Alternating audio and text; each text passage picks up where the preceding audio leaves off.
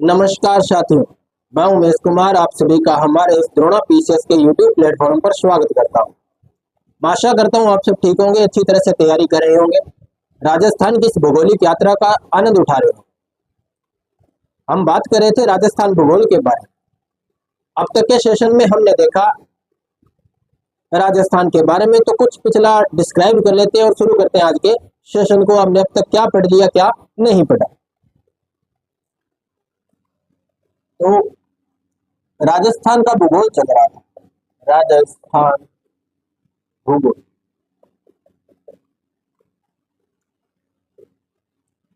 इस राजस्थान के भूगोल में हमने सबसे पहले देखा राजस्थान का स्थिति और विस्तार। क्या देखा था? राजस्थान का हमने देखा स्थिति एवं विस्तार, जिसमें राजस्थान की डेफिनेशन हमने देखी थी। यानी हम ऐसे कह सकते हैं, राजस्थान को देखा था कि राजस्थान क्या है।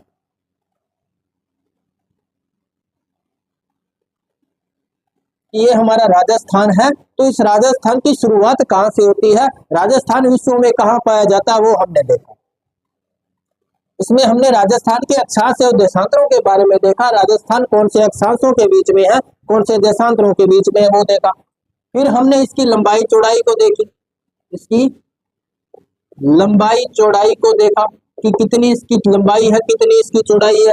सबसे ऊपर का गांव कौन सा है, सबसे दक्षिण का गांव कौन सा है, सबसे पूर्व का गांव कौन सा है, सबसे पश्चिम का गांव और जिला कौन सा है, वो देखा। इसके अंदर के जिले कौन कौन से हैं, कौन कौन से ऐसे जिले जो सीमावर्ती हैं, कौन कौन से ऐसे जिले हैं जो अंतर्वर्ती हैं, उनके बारे में देखा। तो हमने राजस्थान को देखा। स्थिति विस्तार में हमने किसको देखा? राजस्थान को देखा। आपने पुरानी वीडियो देखी होगी और इसमें आपने देखा भी होगा कि हमने राजस्थान को किस प्रकार से देखना प्रारंभ किया था। फिर हमने बात की थी राजस्थान के नामकरण की, कि राजस्थान का ये जो नाम है वो किस प्रकार से पड़ा, ये भी हमने देखा। फिर हमने बात की जो वर्तमान में राजस्थान का हम जो स्वरूप देखते हैं, जो मैप देखते हैं, वो कैसे बना, राजस्थान का एकीकरण कैसे हुआ, एकीकरण कैसे हुआ, सरदार वल्लभ भाई पटेल के द्वारा ये जो एकीकरण जो प्रारंभ किया गया था, ये किस प्रकार से किया गया, वो भी हमने देखा। फिर हमने बात की थी जिलों एवं संभागों के बारे में। तो राजस्थान के नवीनतम जिले एवं संभाग हमने देखा कि राजस्थान के नवीनतम जो 19 जिले बने हैं कौन कौन से हैं, और जो नवीनतम 3 संभाग बने हैं वो कौन कौन से हैं, उनके बारे में भी हमने चर्चा की थी। फिर हमने बात की थी राजस्थान के भौगोलिक वर्गीकरण की बात की थी। भौतिक स्वरूप हमने देखा। क्या देखे इसके अंदर? भौतिक स्वरूप देखा, जिसमें हमने राजस्थान को 4 भागों में बांट करके पढ़ा था। 4 भाग बांटे थे, उसके उपभाग बांटे थे, उन सबको हमने देखा। फिर हमने क्या देखा था कि राजस्थान का अपवाह तंत्र हमने देखा कि राजस्थान में किस प्रकार से नदियां हैं, हमने नदियों को देखा, हमने झीलों को देखा। तो हमने राजस्थान के अंदर मरुस्थल से लेकर के नदियों झीलों तक का टॉपिक देखा था। पर्वत देखे थे, मैदान भी हमने देखे थे, पठारी भूभाग भी देखा था। इस भौगोलिक भाग में हमने क्या क्या देखा? मरुस्थल देखा, हमने इसके अंदर पर्वत देखे, हमने इसके अंदर मैदान भी देखे, और हमने इसके अंदर क्या देखा? पठार भी देखा था। तो राजस्थान में केवल मरुस्थल है, ये बात तो सत्य नहीं है।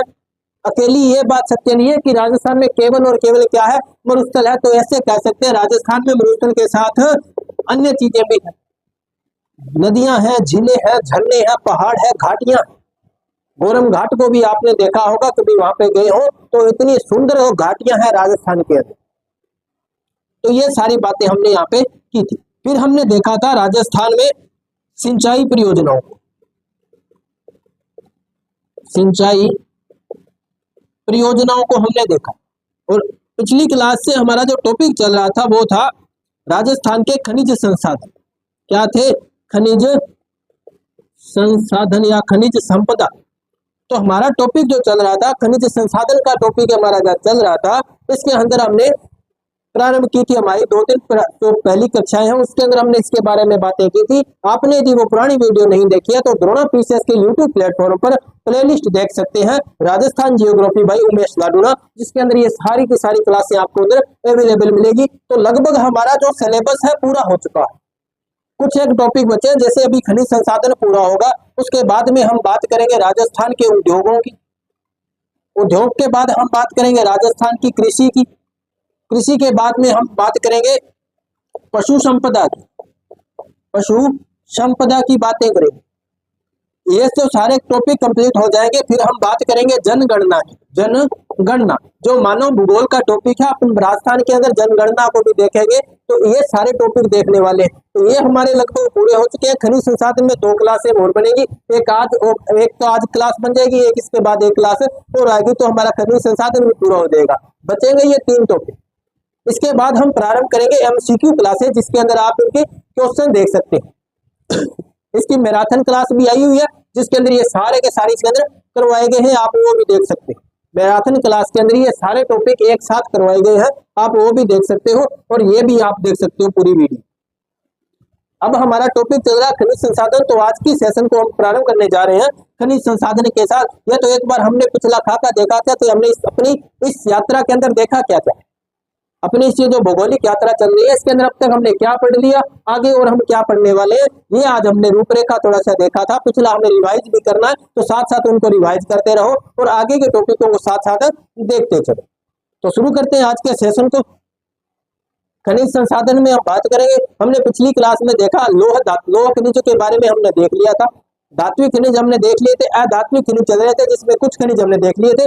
जो बच गए हैं वो आज देखेंगे, जो आज बच जाएंगे वो नेक्स्ट क्लास में देखेंगे। तो ये तो आपने देख ही लिया होगा। अब देखते हैं। तो आज हमारा जो टॉपिक है खनिज संसाधन को लेकर के, खनिज संसाधन के अंदर कुछ खनिज हम देख लिए हैं और बाकी आज हम पढ़ने वाले हैं। तो हमारा टॉपिक क्या है, खनिज संसाधन। और खनिज संसाधन में अधात्विक खनिज, अधात्विक खनिज के अंदर आज हम पढ़ने वाले हैं राजस्थान का एक महत्वपूर्ण खनिज, जिसका नाम क्या है, जिप्सम। क्या नाम है, जिप्सम। तो जिप्सम के बारे में आज हम देखें।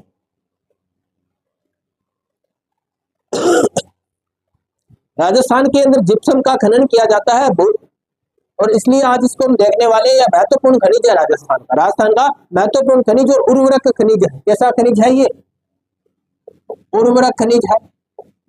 भूमि उपचार में इसका प्रयोग किया जाता है, रासायनिक उर्वरकों में भी इसका प्रयोग किया जाता है। इसके अंदर कैल्शियम की मात्रा भी पाई जाती है, सल्फर की मात्रा भी इसके अंदर पाई जाती है और इसके अंदर फास्फोरस भी पाया जाता है। तो ये मृदाओं में फसलों के लिए बहुत ही महत्वपूर्ण खनिज है,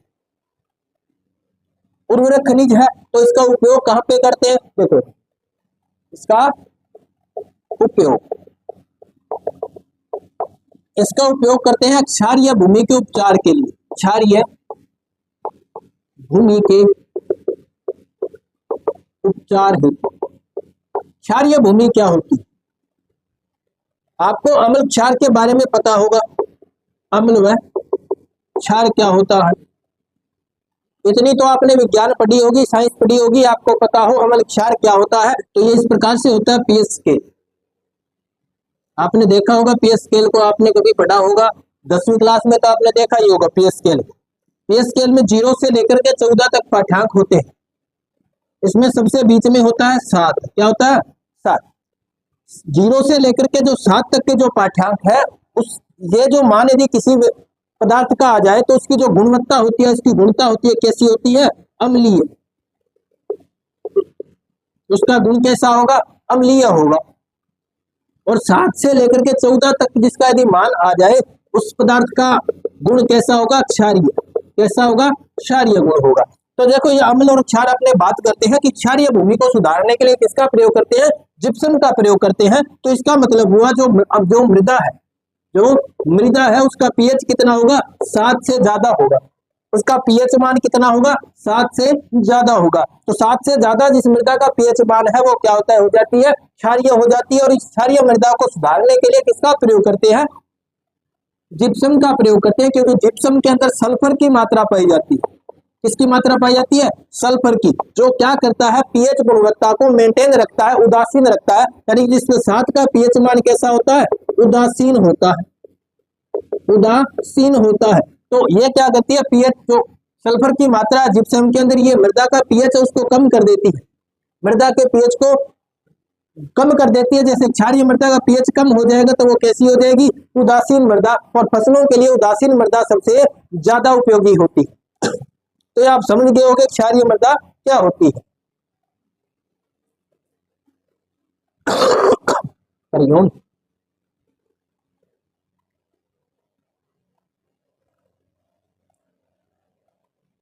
और देखो इसका उपयोग और कहाँ पे किया जाता है? इसका प्रयोग किया जाता है रासायनिक उर्वरकों के निर्माण, रासायनिक उर्वरक बनाने, रासायनिक उर्वरक बनाने में भी इसका प्रयोग किया जाता है। तो इसका प्रयोग किया जाता है एक तो क्षारीय भूमि के उपचार में, दूसरा रासायनिक उर्वरक बनाने में इसका प्रयोग किया जाता है। और इसका प्रयोग कहाँ पे किया जाता है? पीओपी बनाने में, पीओपी बनाने में, पीओपी जिसे हम कहते हैं plaster of Paris, plaster of Paris का निर्माण करने में भी किसका प्रयोग किया जाता है? जिप्सम का प्रयोग किया जाता है। और किस लिए इसका प्रयोग किया जाता है? सेम समस्या, सेम समस्या के निवारण में, सेम समस्या के निवारण में भी किसका प्रयोग किया जाता है? जिप्सम का प्रयोग किया जाता है। राजस्थान में सर्वाधिक सेम समस्या कहाँ पे है? तो हनुमानगढ़ जिले में, हनुमानगढ़ जिला और श्री गंगानगर जिला, श्री गंगानगर जिला, गंगानगर और हनुमानगढ़ जिले में जहां से घग्गर नदी बहती है, इस घग्गर नदी के प्रवाह क्षेत्र में सर्वाधिक सेम समस्या है। और इस सेम समस्या के लिए राजस्थान में एक जो स्थान जो फेमस है वो कौन सा है? बड़ोपल। ये जो बड़ोपल स्थान है हनुमानगढ़ जिले का, ये स्थान है जहां पर सर्वाधिक सेम समस्या पाई जाती है। तो सेम समस्या के निवारण के लिए भी किसका प्रयोग किया जाता है? जिप्सम का प्रयोग किया जाता है। तो ये भी आप बात ध्यान में रख लेना कि जिप्सम का प्रयोग कहाँ पे किया जाता है, क्वेश्चन ऐसा पूछा जा सकता है। तो ये तो हमने बात की जिप्सम के प्रयोग की, यानी जिप्सम का प्रयोग कहाँ कहाँ किया जाता है। अब हम देखते हैं जिप्सम का उत्पादन क्षेत्र कहाँ पे, क्योंकि हमारा जो मुख्य जो क्वेश्चन बनता है वो यही से बनता है, उत्पादन क्षेत्र से। इसका स्क्रीनशॉट आपने ले लिया होगा, इसको साथ साथ लिख लिया होगा। अब बढ़ते हैं आगे और देखते हैं इसके उत्पादन क्षेत्रों के बारे में कि जिप्सम के उत्पादन क्षेत्र कहाँ कहाँ है, कौन कौन से है। उत्पादन क्षेत्र, उत्पादन क्षेत्र में हम यदि देखेंगे तो देखो राजस्थान में जो सर्वाधिक जो जिप्सम का उत्पादन किया जाता है नागौर से किया जाता है। कहां से? नागौर, ना की हो गोर जिस पर। नागौर में एक जगह है, जगह का नाम है गोठ मांगलो। क्या नाम है? गोठ मांगलो। तो गोठ मांगलो से किसका खनन किया जाता है? जिप्सम का खनन किया जाता है। एक स्थान और है जिसका नाम है भदवासी। कौन सा वासी है ये? भदवासी है। तो गोठ मांगलोद और भदवासी से किसका खनन किया जाता है? जिप्सम का। ये दोनों जगह कहाँ पे है? नागौर जिले के अंदर स्थित है। उसके बाद में यदि हम देखें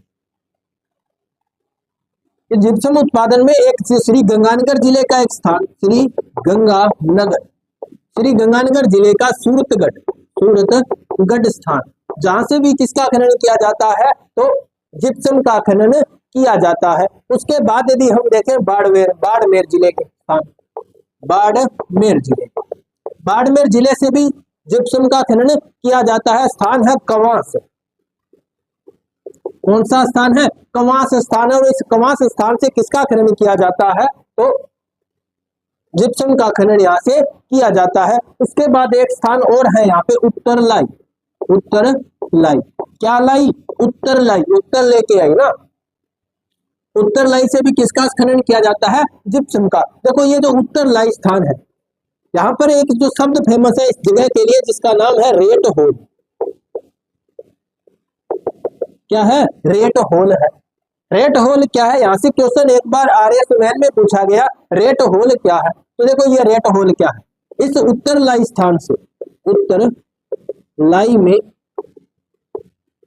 जिप्सम के अवैध खनन हेतु, अवैध खनन हेतु स्थानीय लोगों ने सुरंग बना रखी है, बना रखी है। रेट होल एक सुरंग है। उत्तर लाई में जिप्सम के अवैध खनन के लिए स्थानीय लोगों ने सुरंग बना डाली है, जहां से किसका खनन करते हैं, जिप्सम का अवैध खनन यहाँ से करते हैं। तो उत्तर लाई से रेट होल को भी याद रख लेना, आरएस में भी ये क्वेश्चन पूछा गया है। अब देखते हैं इसके बाद में और कौन कौन से स्थान है। बीकानेर, और बीकानेर का कौन सा स्थान है जहां से जिप्सम का खनन किया जाता है, वो भी देख लेते हैं। तो देखते हैं बीकानेर, बीकानेर से भी जिप्सम का खनन किया जाता है। बीकानेर में एक जगह जामसर, कौन सा सर है, जामसर, और एक और सर कौन सा हो जाएगा, लूणकरण सर, लूणकरण सर। तो लूणकरण सर से भी किसका खनन किया जाता है, जिप्सम का खनन किया जाता है। फिर बात आती है जोधपुर से, यानी कि पश्चिमी राजस्थान से किसका खनन किया जाता है, जिप्सम का खनन किया जाता है। चाहे गंगानगर हो, बीकानेर हो, जैसलमेर हो, बाड़मेर हो, चाहे वो जोधपुर हो, चाहे वो नागौर हो, इस पश्चिमी राजस्थान से किसका खनन किया जाता है, जिप्सम का खनन मुख्यतः किया जाता है। यहाँ की जो मुख्य खनिज है कौन सी है, जिप्सम है। तो जिप्सम का खनिज कहाँ से भी किया जाता है, जैसलमेर से भी किया जाता है, जोधपुर से भी किया जाता है। जोधपुर में स्थान है मलीला, मलीला। एक और है फलसूट, फलसूट। तो फलसूट स्थान का नाम है, सूट, फलसूट। देखो आपने सूट एक नाम और सुना होगा, गाना भी आपने सुना होगा। तो देखो ये सूट वो सूट नहीं है जिसके बारे में आप सोचते हो, जैसे अदरक को सुखा करके बनाई जाती है, अदरक को सुखाकर बनाया गया पदार्थ क्या कहलाता है, सूट कहलाता है। गाना भी सुना होगा, कहां से आई सूट कहां से आयो जीरो। तो ये भी आपने इस प्रकार से कोई गाना एक सुना होगा। ये वो सूट नहीं है, स्थान का नाम है, क्या नाम है, फलसूट। तो यहाँ से किसका खनन किया जाता है, जिप्सम का खनन यहाँ से किया जाता है। तो जिप्सम के बारे में हमने देखा, इसका उपयोग कहाँ से क्या किया जाता है, किस प्रकार का ये खनिज है और कहाँ ये पाया जाता है। तो जिप्सम के बारे में हमने पूरी डिटेल देख ली है। अब देखते हैं एक और खनिज के बारे में, तो इसको आपने लिख लिया होगा। बढ़ते हैं आगे।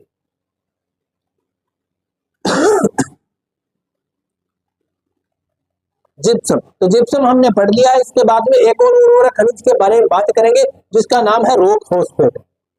क्या नाम है, रॉक फॉस्फेट।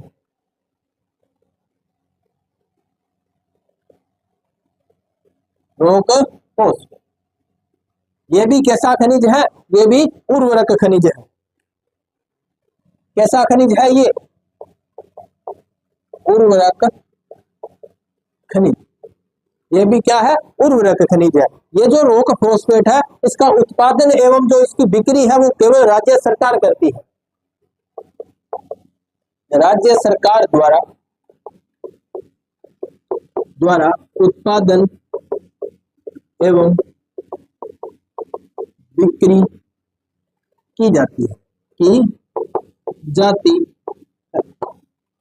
इसके उत्पादन और बिक्री का जो अधिकार केवल राज्य सरकार के पास है।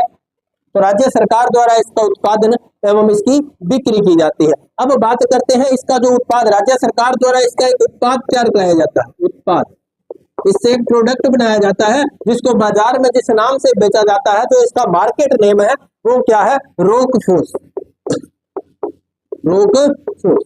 तो इस रॉकफॉस प्रोडक्ट के माध्यम से बाजार में रॉक फॉस्फेट को बेचा जाता है। बाजार में जो रॉक फॉस्फेट आती है वो इस नाम से आती है, रॉकफॉस। ये इसका मार्केट नेम है, ये इसका मार्केट नेम है। मार्केट में इसी नाम से आते हैं, ब्रांड नेम इसको आप कह सकते हो। तो रॉक फॉस्फेट के बारे में हमने ये देखा। उसके बाद हम देखते हैं इसका उपयोग, किसका उपयोग कहाँ पे किया जाता है। एक तो देखो रासायनिक उर्वरक बनाने में इसका प्रयोग किया जाता है, और दूसरा भूमि उपचार में इसका प्रयोग किया जाता है। भूमि उपचार में प्रयोग किया जाता है, भूमि उपचार में इसका प्रयोग किया जाता है। रॉक फॉस्फेट उर्वरक खनिज है, राज्य सरकार द्वारा उत्पादन और बिक्री की जाती है। इससे जो उत्पाद बनाया जाता है वो उसका नाम क्या है, रॉक फॉस्फेट। इसका प्रयोग किया जाता है भूमि उपचार में, भूमि के उपचार हेतु इसका प्रयोग किया जाता है। अब देखते हैं इसके उत्पादन क्षेत्र कौन कौन से। ये आपने लिख लिया होगा, इसका स्क्रीनशॉट ले लिया होगा। बढ़ते हैं आगे, देखते हैं इसके उत्पादन क्षेत्रों के बारे में।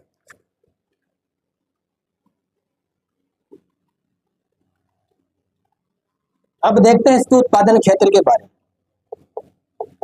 उत्पादन क्षेत्र कि रॉक फॉस्फेट का उत्पादन राजस्थान में कहां कहां से होता है। रॉक फॉस्फेट का उत्पादन के बारे में देखने वाले। इसके उत्पादन में स्थान है उदयपुर में, उदयपुर जिले का एक स्थान है, स्थान का नाम है झामरकोटड़ा। झामरकोटड़ा, झामरकोटड़ा से रॉक फॉस्फेट का उत्पादन किया जाता है। राजस्थान में सर्वाधिक रॉक फॉस्फेट का उत्पादन झामरकोटड़ा से किया जाता है। राज्य में सर्वाधिक रॉक फॉस्फेट यहीं से उत्पादित होता है। उसके बाद में उदयपुर में एक स्थान और है जहां से रॉक फॉस्फेट का उत्पादन किया जाता है। ये जो स्थान है जिसका नाम है माटून। कौन सा टून है ये, माटून है। माटून के बाद यदि हम देखें इसका उत्पादन और कहां से किया जाता है, इसके उत्पादन में एक और स्थान है जिसका नाम है सीकर। सीकर जिले से भी किसका खनन किया जाता है, रॉक फॉस्फेट का खनन किया जाता है। सीकर में जो स्थान है उसका नाम है सलादीपुरा। सलादीपुरा, सलादीपुरा वही स्थान है जहां से पाइराइट्स का भी खनन किया जाता है। सलादीपुरा से रॉक फॉस्फेट का खनन किया जाता है, यहाँ से पाइराइट्स का भी खनन किया जाता है। उसके बाद एक स्थान है जयपुर में। जयपुर में कौन सा स्थान है, अचरोल। अचरोल से भी रॉक फॉस्फेट का उत्पादन किया जाता है। उसके बाद हम देखेंगे बांसवाड़ा। बांसवाड़ा से भी किसका खनन किया जाता है, रॉक फॉस्फेट का खनन बांसवाड़ा से भी किया जाता है। बांसवाड़ा में कहां से किया जाता है, नाम है सालोपत।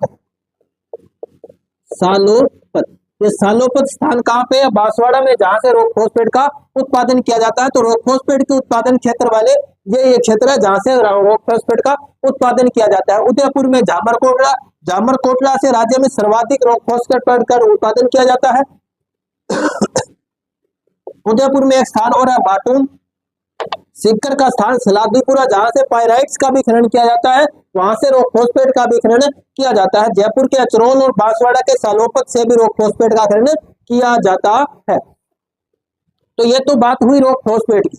अब बात करते हैं एक और खनिज के बारे में। तो आपने रॉक फॉस्फेट के बारे में लिख लिया होगा, आप देखते हैं उसके बाद एक और नेक्स्ट खनिज के बारे में साथ साथ में लिख लिया करो। लिखने से आपको याद जल्दी होगा और जो आपने लिखा है वो आपको पता होगा आपने क्या लिखा है और आपको बाद में पढ़ने में आसानी रहेगी। नेक्स्ट खनिज है जिसका नाम ग्रेनाइट है।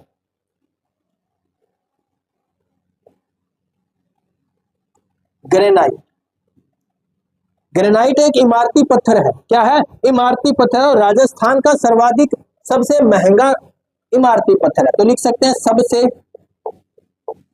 महंगा इमारती पत्थर। सबसे महंगा इमारती पत्थर है। तो इसका उपयोग तो समझ गए होंगे, इमारतें बनाने में इसका काम किया जाता है। कंस्ट्रक्शन इंडस्ट्री में इसका प्रयोग किया जाता है, मकान बनाने में इसका प्रयोग किया जाता है। अब बात करते हैं इसका उत्पादन कहां से किया जाता है। उत्पादन, इसका उत्पादन सर्वाधिक किया जाता है जालोर से। कहां से किया जाता है, जालोर से किया जाता है। और इसीलिए जालोर को क्या कहा जाता है, ग्रेनाइट सिटी।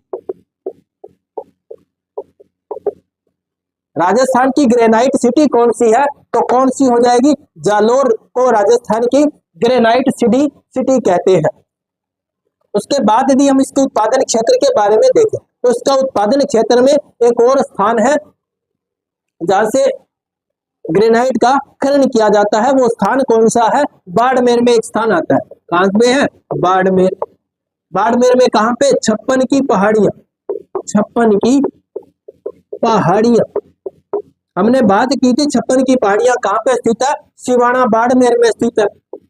सिवाना, तो सिवाना में स्थान कौन सी है? 56 की पहाड़ियां। उन्हीं 56 की पहाड़ियों से किसका खनन किया जाता है? ग्रेनाइट का खनन किया जाता है। यहाँ से जो ग्रेनाइट का खनन किया जाता है उस ग्रेनाइट का रंग कैसा है? लाल रंग है। तो यहाँ से लाल रंग का ग्रेनाइट उत्पादित किया जाता है। लाल रंग का ग्रेनाइट यहाँ से उत्पादित किया जाता है बाड़मेर के 56 की पहाड़ियों से। तो देखो लाल ग्रेनाइट उत्पादित होता है तो मतलब इसका कोई और रंग का भी निकलता होगा, निकलता है ना। एक रंग आता है काला ग्रेनाइट, काला ग्रेनाइट ये निकलता है जयपुर से। जयपुर का स्थान कौन सा? काला डेरा।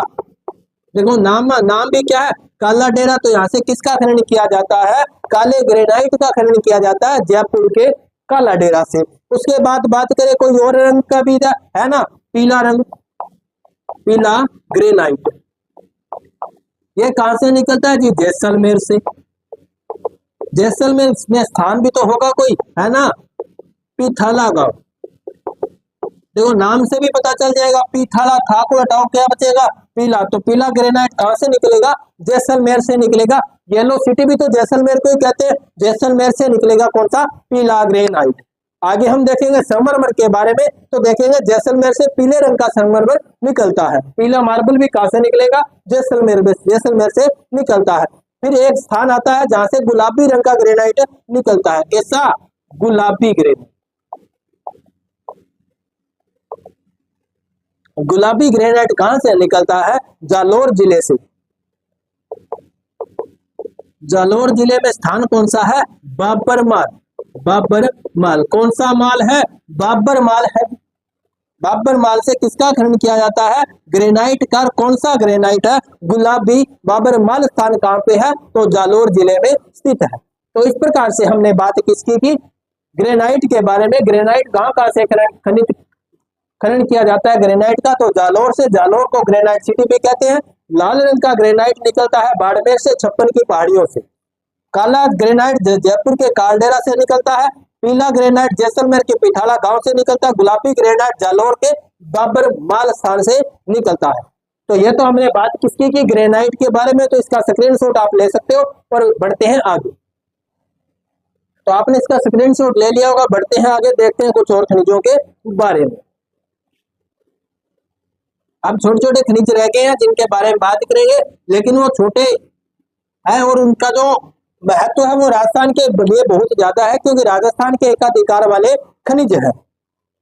और बात करेंगे कुछ और खनिजों के बारे में। खनिज कौन सा है? तो नेक्स्ट खनिज हमारा है पन्ना।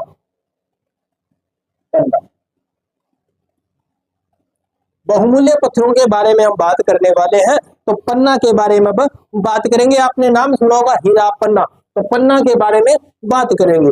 पन्ना को अन्य नाम रहते हैं हरी अग्नि के नाम। क्या नाम जानते हैं इसको? इसका अन्य नाम इसका क्या है? हरी या हरी अग्नि। हरी अग्नि। पन्ना को संस्कृत में क्या कहते हैं? देखो पन्ना के लिए संस्कृत भाषा में एक शब्द है मरकतमणि। मरकतमणि भी इसको संस्कृत में कहते हैं। अब बात करें इसको अंग्रेजी भाषा में क्या कहते हैं? तो इसको अंग्रेजी में कहते हैं एमरलेड। इसको अंग्रेजी में क्या कहते हैं? एमरलेड इसको कहते हैं। तो इसके बारे में हम बात करने वाले हैं। पन्ना। राजस्थान में सर्वाधिक पन्ने का उत्पादन, राज्य में सर्वाधिक उत्पादन कहां से किया जाता है? राजसमंद से किया जाता है। पन्ना का सर्वाधिक उत्पादन राजस्थान में कहां से किया जाता है? राजसमंद से किया जाता है। राजसमंद का स्थान है काला गुमान, वहां से इसका खनन किया जाता है। फिर बात करें राज्य में पन्ना मंडी। पन्ना मंडी। पन्ना मंडी कौन सी है? जयपुर। जयपुर को पन्ना मंडी कहते हैं। उत्पादन सर्वाधिक राजसमंद में, लेकिन पन्ना मंडी कहां पे है? तो जयपुर। अब बात करें इसके उत्पादन की। उत्पादन क्षेत्र में यदि बात करें राजसमंद, राजसमंद में स्थान कौन सा है? काला गुमान। गुमान है कौन सा? काला। काला रंग है फिर भी क्या है? गुमान, क्योंकि यहाँ से पन्ने का खनन किया जाता है, पन्ना का खनन किया जाता है। ये पहली खान है राजस्थान की। कौन सी खान है? पहली खान। क्या से? राज्य की पन्ना उत्पादन की पहली खान, पन्ना की पहली खान। उत्पादन कार्य यहाँ से 1943 में प्रारंभ किया था।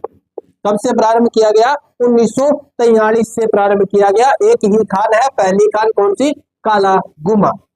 इसके बारे में आपने लिख लिया होगा पन्ना। पन्ना के बारे में इतनी ही डिटेल है। सबसे महत्वपूर्ण है इसको अन्य नाम क्या है? हरिअग्नि इसको कहते हैं, मरकतमणि इसको संस्कृत में कहते हैं, एमरलैंड इसको अंग्रेजी में कहते हैं। सर्वाधिक जो उत्पादन किया जाता है राजसमंद से किया जाता है। पन्ना मंडी किसे कहते हैं? जयपुर को कहते हैं। और उत्पादन क्षेत्र राजसमंद में कौन सा स्थान है? काला गुमान स्थान से इसका उत्पादन किया जाता है। तो ये आपने लिख लिया होगा। बढ़ते हैं आगे, देखते हैं एक और पत्थर के बारे में। महंगा पत्थर होगा, उसके बारे में हम बात करने वाले।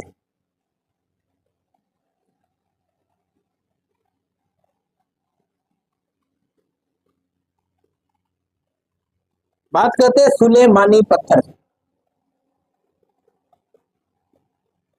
सुलेमानी पत्थर बहुमूल्य पत्थर है। इनका उपयोग किया जाता है ज्वेलरी उद्योग में। किसमें किया जाता है? ज्वेलरी उद्योग में। इसके उत्पादन में राजस्थान का एकाधिकार है। उत्पादन में राजस्थान का एकाधिकार है। एकाधिकार का मतलब केवल भारत में केवल राजस्थान ही है जहां से सुलेमानी पत्थर का उत्पादन किया जाता है। यदि इसके अन्य नामों की बात करें, अन्य नाम, आपने नाम सुना होगा अकीक, या आपने नाम सुना होगा गोमेट। तो गोमेट या अकीक किसे कहते हैं? सुलेमानी पत्थर को कहते हैं। जो प्राचीन, जो भारत में आप इतिहास देखते हो, जहां पे जो मनुष्य, जैसे हम बात करते हैं सिंधु घाटी सभ्यता की, तो जब वो लोग गहने पहना करते थे, वो गहने किसके बने होते थे? इसी गोमेट पत्थर के बने होते थे। तो यानी ये बहुमूल्य पत्थर है, बहुत पुराना चल रहा है। यदि आप बात करो, जब वो सिक्के चलते थे, पत्थर के जब सिक्के चलते थे तो वो भी किसके बनते थे? गोमेट के बनते थे। तो ये बातें हैं। भारत के जो मुद्राएं जो पहले चला करती थी, जो सिक्के चलते थे, वो भी जो रियासत कालीन सिक्के थे वो किसके बने होते थे? गोमेट के बने होते थे। फिर चांदी चली, चांदी के बाद सोने के सिक्के बनने प्रारंभ हुए, उसके बाद फिर कांसे के सिक्के बनने प्रारंभ हुए, पित्तल के भी सिक्के बहुत बार बनाए गए। तो इस प्रकार से आगे सिक्कों की क्रम चला था। तो ये हमने किसके बारे में बात की? सुलेमानी पत्थर के अन्य नाम को क्या क्या है? अकीक और गोमेट इसके अन्य नाम है। अब यदि बात करें कि इसका उत्पादन कहां से किया जाता है, इसका उत्पादन किया जाता है कोटा और चित्तौड़गढ़। कोटा और चित्तौड़गढ़ में कुछ स्थान है जहां से इसका उत्पादन किया जाता है। सुलेमानी पत्थर का यहाँ से उत्पादन किया जाता है। कोटा, चित्तौड़गढ़, और आप बात लिख सकते हो झालावाड़ से भी इसका क्या किया जाता है? उत्पादन किया जाता है। तो पूर्वी राजस्थान है, दक्षिणी पूर्वी राजस्थान, जहां से सुलेमानी पत्थर का उत्पादन किया जाता है। यह आपने लिख लिया होगा। बढ़ते हैं आगे, देखते हैं एक और खनिज के बारे में। इसके बाद हम जो देखने वाले हैं, जिसका नाम है तांबड़ा। क्या नाम है? तांबड़ा। यह भी एक बहुमूल्य पत्थर है। उत्पादन में राजस्थान का एकाधिकार है। इसके उत्पादन में राजस्थान का एकाधिकार है। अब बात करें इसके अन्य नाम, इसका अन्य नाम क्या है? इसके अन्य नाम क्या क्या है? तो इसको कहते हैं रक्तमणि और फिरोजा। इसको कहते हैं, क्या कहते हैं इसको? रक्तमणि व फिरोजा। आपने फिरोजा पत्थर के बारे में बात की होगी। बहुत से लोग ऐसे हैं जो फिरोजा को अपने अंगूठी में डला करके पहनते हैं, अंगूठी में एक नग बना करके पहनते हैं। इसको तांबड़ा को फिरोजा के नाम से हम जानते हैं।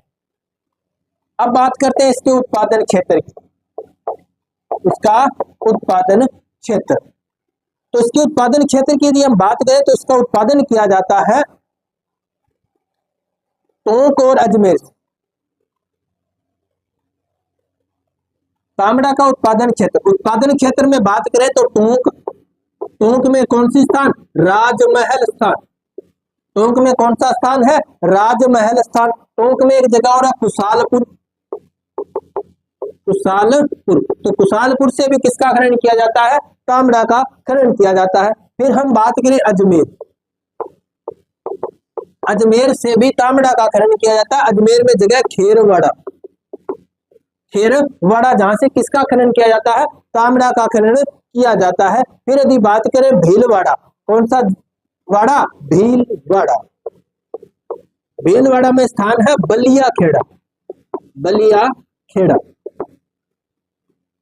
बलियाखेड़ा से भी किसका खनन किया जाता है?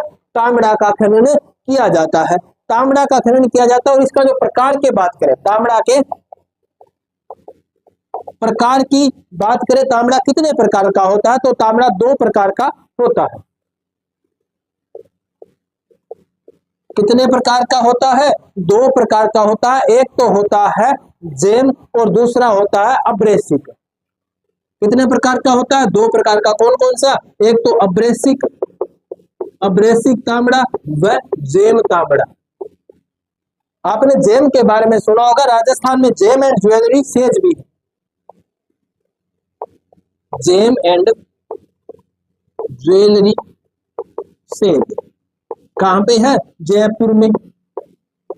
ये सेज क्या होता है? SEZ क्या होता है? इसके बारे में हम बात करेंगे जब राजस्थान के उद्योग देखेंगे। इसकी फुल फॉर्म आप देख सकते हो, स्पेशल इकोनॉमिक्स जोन, विशेष आर्थिक क्षेत्र इसे कहते हैं। जैसे कोई एक व्यवस्था बनाई जाती है जहाँ पे विदेशी कंपनियों को यहाँ पे आकर्षित किया जाता है कि आप भारत के अंदर या राजस्थान के अंदर आप निवेश करो। उसके लिए सेज बनाई जाती है। सेज की जो पूरी प्रक्रिया उसके बारे में हम बात करेंगे जब हम बात करेंगे राजस्थान के उद्योग, तब बात करेंगे इसके बारे में। अब आप इतना देख लो, राजस्थान में जेम एंड ज्वेलरी सेज कहाँ पे बनी हुई है? जयपुर जिले के अंदर बनी हुई है। तो ये हमने बात किसके बारे में की? तांबड़ा के बारे में बात की। अब हम बात करते हैं नेक्स्ट एक और खनिज के बारे में। ये आपने लिख लिया होगा, बढ़ते हैं आगे।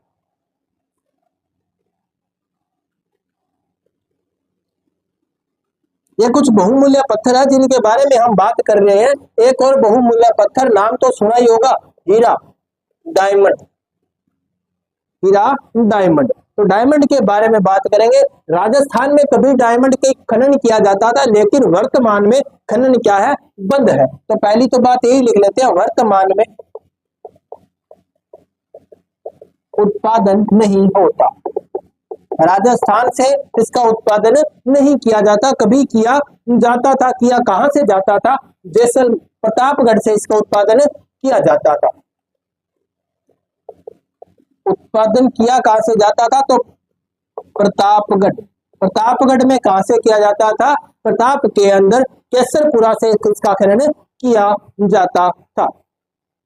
प्रतापगढ़ में कहां से? केसरपुरा से इसका खनन किया जाता था। प्रतापगढ़ में एक ही खान है, इसका नाम क्या है? केसरपुरा। तो केसरपुरा से हीरा का क्या किया जाता था? खनन किया जाता था। वर्तमान में यहाँ से खनन नहीं किया जाता। अब देखते हैं एक और खनिज के बारे में जिसका नाम है पाइराइट्स या इसको लिखते हैं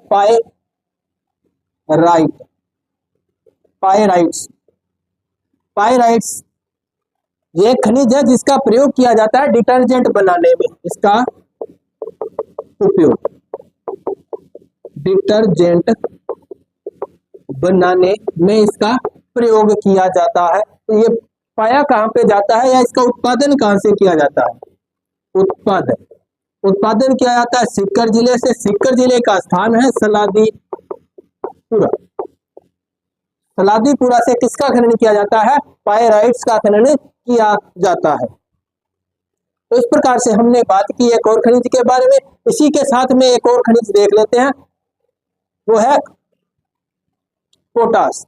तो आप हीरे के बारे में देख लिया, पाइराइट्स के बारे में भी आपने लिख लिया होगा। तो एक और खनिज के बारे में देखते हैं जिसका नाम क्या है? पोटास। एक और उर्वरक खनिज जिसका नाम क्या है? पोटास। तो लिखते हैं पोटास के बारे में। पोटास जिसे हम पोटेशियम भी कहते हैं, पोटेशियम के बारे में, पोटेशियम का ये नाम है पोटास। ये कैसा खनिज है? उर्वरक खनिज है, उर्वरक खनिज है। रासायनिक उर्वरक बनाने में इसका प्रयोग किया जाता है। इसके जो भंडार, पहले भारत से इसका उत्पादन नहीं किया जाता था, राजस्थान से इसका उत्पादन नहीं किया जाता, लेकिन अब कुछ भंडार यहाँ पे खोजे गए हैं, तो लिखेंगे नवीनतम भंडार। नवीनतम भंडार कहाँ कहाँ इसके नवीनतम भंडार? अभी तक इसका उत्पादन राजस्थान से नहीं किया जाता, पश्चिमी राजस्थान में ये पाया जाता है, पाए जाने की संभावना है, वहां पे कुछ इसके भंडार मिले हैं। मिले कहाँ कहाँ? तो देखो श्री गंगानगर, बीकानेर, जैसलमेर और बाड़मेर, यहाँ पर इसके क्या मिले हैं? भंडार मिले हैं। गंगानगर, बीकानेर, जैसलमेर, बाड़मेर और जोधपुर, यहाँ से इसके क्या मिले हैं? भंडार मिले हैं। कुछ यहाँ पे क्या मिले हैं? भंडार मिले हैं, जहाँ पे पोटास का खनन किया जाता है। तो आप इस प्रकार से देख सकते हो पोटास के बारे में। तो ये हमने बात किसकी की? पोटास के बारे में बात की। तो आज हमने कुछ खनिजों के बारे में बात की, जिसमें हमने देखा जिप्सम के बारे में, रॉक फॉस्फेट के बारे में भी देखा, ग्रेनाइट के बारे में देखा, पाइराइट्स के बारे में देखा, हीरा के बारे में देखा, तांबड़ा के बारे में देखा और पन्ना के बारे में देखा। तो ये हमने कुछ खनिजों के बारे में आज चर्चा की। बाकी खनिजों की बात करेंगे अगली क्लास में। खनिजों के सेशन में हमारी केवल एक क्लास और रह जाती है, वो अगली क्लास हम बात करेंगे, जिसके अंदर हम कुछ और खनिजों के बारे में बात करेंगे। जैसे पेट्रोलियम खनिज हमारा बच गया, वो उसमें देखेंगे, कोयला के बारे में उसमें देखेंगे, और हमारा बच गया संगमरमर। तो ये कुछ 3 खनिज हमारे जो बचे, उसके बारे में नेक्स्ट क्लास में देखेंगे। तो आज की क्लास में इतना ही। कैसी लगी आज की क्लास हमें कमेंट में जरूर बताना। यदि आप हमारे चैनल पर अभी तक नए हो तो द्रोणा पुस्तक के यूट्यूब प्लेटफॉर्म को सब्सक्राइब कर लीजिएगा और बेल आइकन को ऑन कर लीजिए, ताकि आने वाली क्लासों के नोटिफिकेशन आपको मिलते रहे। तो मिलते हैं अगली क्लास में, तब तक के लिए धन्यवाद।